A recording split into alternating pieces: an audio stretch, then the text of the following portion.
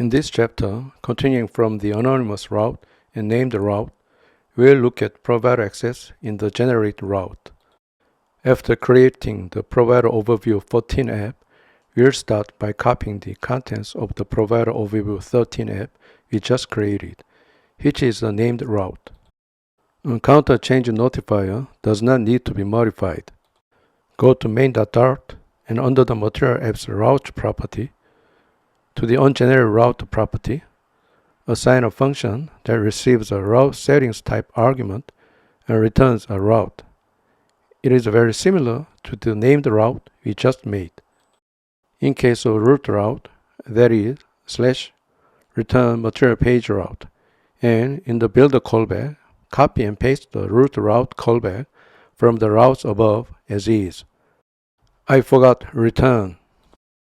In the case of counter route, copy and paste the material page route above as it is, and then change my home page to show me counter. Turn null in default case. And then delete the route property of material app. Let's do a hard restart, then run it. After tapping the show me counter button, come back and do Command-Shift-P, select Dart to open DevTools, and run the Open Widget Inspector to see the current widget tree. You can see that the two change notify providers under the Material app are sibling relationship, not a parent-child relationship. So we didn't check the increment counter. After clicking on the increment counter button a few times, we'll go to the Show Me Counter page. We confirm that it works normally.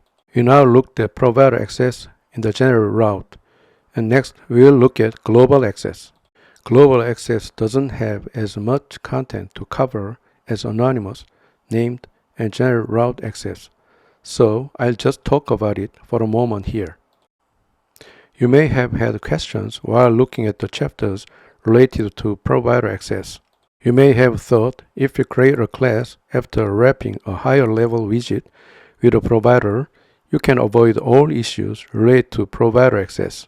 As you can see in the picture, if you make Material app a child of the provider, you don't have to worry about the problems we were thinking about in the last chapter.